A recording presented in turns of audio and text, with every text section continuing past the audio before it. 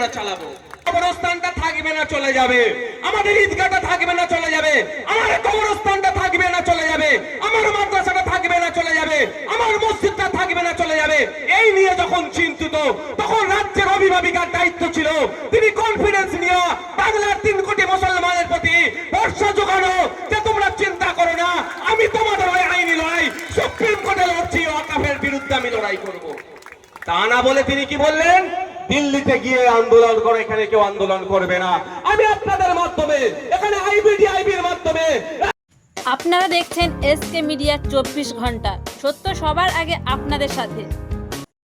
21/5/2025 কাশ্মীরের পহেলগাঁওয়ে বর্বরচিত সন্ত্রাসবাদী হামলা শহীদ স্মরণে 26,000 চাকরি বাতিল, দুর্নীতি ও বঞ্চনার বিষয়ে সংশোধিত ওয়াকফ আইন 2025 বাতিলের দাবিতে মাসিলা আন্দুল সাঁকরাইলে ইন্ডিয়ান সেকুলার ফ্রন্ট রাজনৈতিক দলের পক্ষ হইতে একটি আলোচনা সভা অনুষ্ঠিত হলো।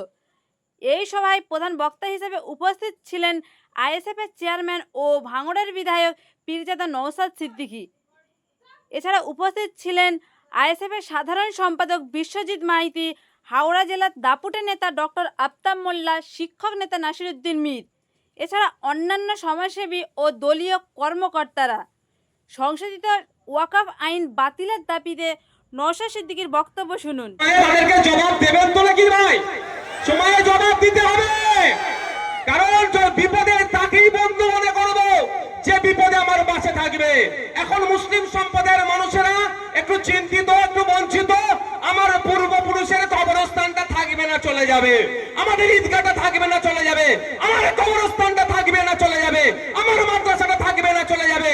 আমার মসজিদটা থাকবে না, চলে যাবে। এই নিয়ে যখন চিন্তিত, তখন রাজ্যের অভিভাবিকার দায়িত্ব ছিল তিনি কনফিডেন্স নিয়ে বাংলার 3 কোটি মুসলমানের প্রতি ভরসা জোগানো যে তোমরা চিন্তা করো না, আমি তোমাদের ওই আইনি লড়াই সুপ্রিম কোর্টে লড়ছি, ওয়াকফের বিরুদ্ধে আমি লড়াই করব। তা না বলে তিনি কি বললেন?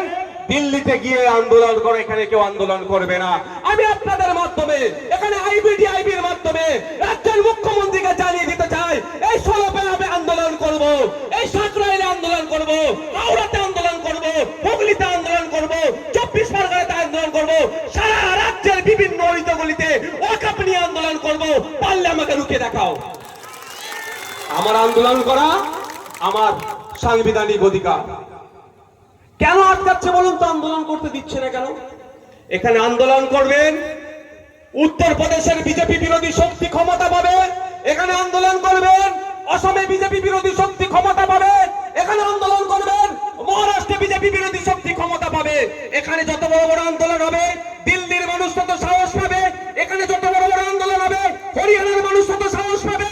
এখানে যত বড় বড় আন্দোলন হবে, মধ্যপ্রদেশের মানুষ তত সাহস পাবে। এখানে যত বড় বড় আন্দোলন হবে, সারা ভারতবর্ষের মানুষ যারা বিজেপিকে সহ্য করতে পারে না, বিজেপিকে যারা হারাতে চায়, তাদের মনে সাহস শক্তি যোগাবে। এটাই তো বিজেপির ভয় হবে না? আর এইখানে আন্দোলন কেন করতে দিচ্ছে না? এখানে আন্দোলন করলে বিজেপি দুর্বল হবে। বিজেপি দুর্বল হলে তৃণমূল তো অটোমেটিক্যালি দুর্বল হবে ভাই। তাহলে ভয়টা কাকে দিয়ে দেখা? ওই জন্য এখানে আন্দোলন করতে দিচ্ছে না। আমি বলে যাই আপনাদের, এখানে শুধু নয়, হ্যাঁ আন্দোলন ভাই শান্তিপূর্ণ গণতান্ত্রিক প্রক্রিয়ায় আন্দোলন করতে হবে। এই ওয়াকফটা হিন্দু মুসলমানের লড়াই নয় ভাই। এই যে কেউ মাথায় ঢুকিয়ে দেয়, মাথাটাকে বার করে দেয়। ওয়াকফ সংশোধনী আইন পার্লামেন্টে যখন পাস হয়েছে, এইটা নিয়ে অনেক বিতর্ক হয়েছে, অনেক আলোচনা হয়েছে। যারা আলোচনায় অংশগ্রহণ করেছিলেন, যারা বিজেপিকে না দাঁড়াতে দাঁড়িয়ে যুক্তির কাছে সংখ্যা বেশি ভোটে পার করিয়ে নিয়েছে, আলাদা জিনিস। যেমন দেখবেন ভোটাই এলাকায় ভোটে হেরে যায়, কোন না কেন্দ্রে মারধর করে গুন্ডা মোস্তান দিয়ে পুলিশের একটা অংশকে কাজে লাগিয়ে সার্টিফিকেটটা কেড়ে নেয়, কিন্তু ভোটে ওরা জিততে পারে না। তো এই সেই রকম বলছি, এদের সংখ্যা শুধু বেশি ছিল, এই ক্ষেত্রে ভোটাভুটিতে পার করে নিয়েছে, আর কিছু নাই। যুক্তি তর্কতে দাঁড়াতে পারেনি। কিন্তু যারা যুক্তি তর্ক দিয়ে বিজেপিকে পর্যদুস্ত করে দিয়েছিল, তাদের মধ্যে 90% কিন্তু হিন্দু, দলিত, আদিবাসী, খ্রিস্টান, এক কথায় অমুসলিম। এটা মাথায় রাখবেন। এটা শুধু মুসলমানদের সমস্যা, মুসলমানদের সমস্যাটা নয়। সংবিধানের 14, 15, 25, 26, 29, 300 এই ধরনের একাধিক অনুচ্ছেদকে আর্টিকেলকে কি করেছে, আঘাত দিয়েছে। তাই সংবিধান প্রেমীদের সাথে সংবিধানকে যারা আঘাত দিচ্ছে তাদের বিরুদ্ধে লড়াই, এটা মাথায় রাখবেন। হিন্দু মুসলমানের লড়াই নয়। আর সুপ্রিম কোর্টে মামলা চলছে, আমিও মামলা করেছি, আমার মতো অনেকে মামলা করেছে। আমার যে মামলা হচ্ছে সেই মামলার 6-7 জন অ্যাডভোকেট আছে, তার মধ্যে 3-4 জনই তো ভাই হিন্দু।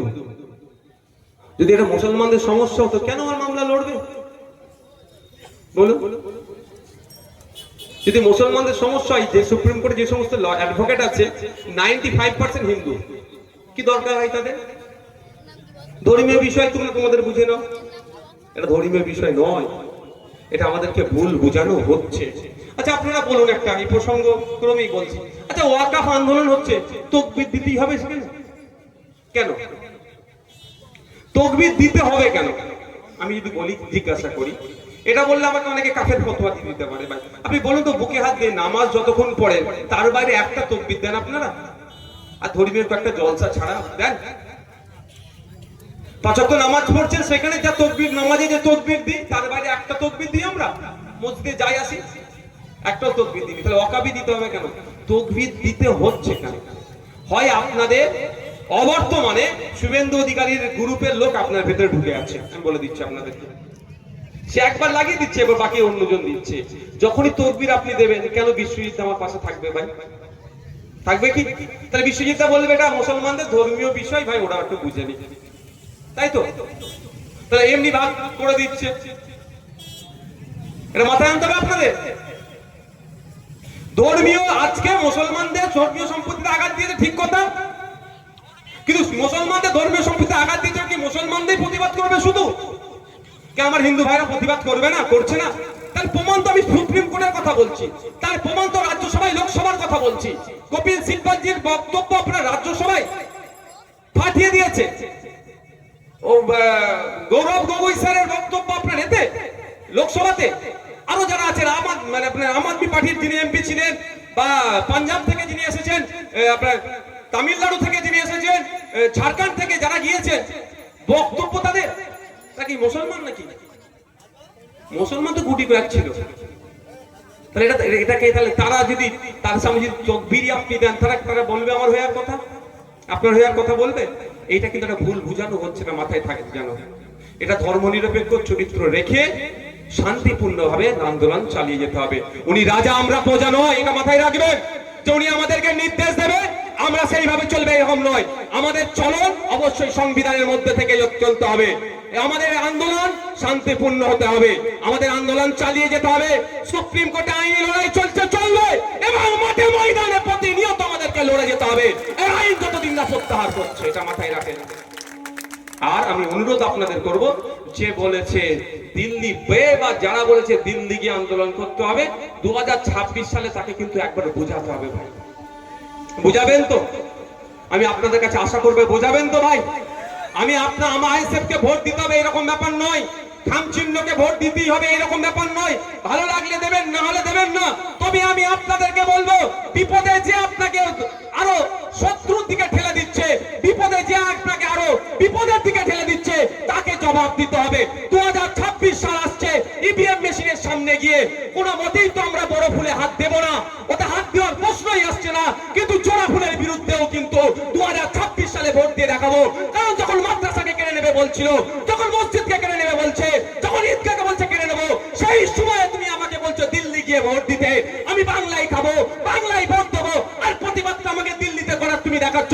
তাই তোমাকে এখানে রাখবো না, তুমিও দিল্লি চলে যাও। হবে তো ভাই? হবে তো ভাই? ভোটটা কিন্তু 2026 সালে তৃণমূলের বিপক্ষে। বিজেপিকে কোনো প্রশ্ন আছে কি? ও তো রিজেক্ট, ও হাতই দেওয়া যাবে না। সাথে সাথে এবারও 2026-এ বুঝিয়ে দিতে হবে। আপনি ভাই বাংলায় খাচ্ছেন, আপনি আমি খাচ্ছি, বাংলায় পড়ছি, বাংলায় ব্যবসা করছি, বাংলায় আমার সম্পত্তি বাংলাতে আছে, আমার সম্পত্তি কেড়ে নিচ্ছে, আমাকে দিল্লি গিয়ে প্রতিবাদ করতে হবে। দিল্লি গিয়েও প্রতিবাদ করছি তো ভাই, আইনি লড়াই আপনার ভাই করছেন, আমি করছি তো, ওগুলো তো করছি, দিল্লি রাজপথেও করবো। আগে আমাদের এলাকাগুলোকে আগে গাবাই, তারপরে তো গুটিয়ে নিয়ে যাবো, দিল্লিমুখী হবো। হবো না? যাবেন না ভাই? হবে তো? দিল্লিমুখী তো আমরা হবো তো। আগে তো আমার এলাকাটা জানতে হবে, আগে মানুষকে জানাতে হবে কেন বিরোধিতা করছি। কেন বিরোধিতা করছে জানতে হবে, তো বলে দাদুর কবর নিয়ে নিচ্ছে, কেমন ভাবে কবরটা নিয়ে সেটা তো জানতে হবে।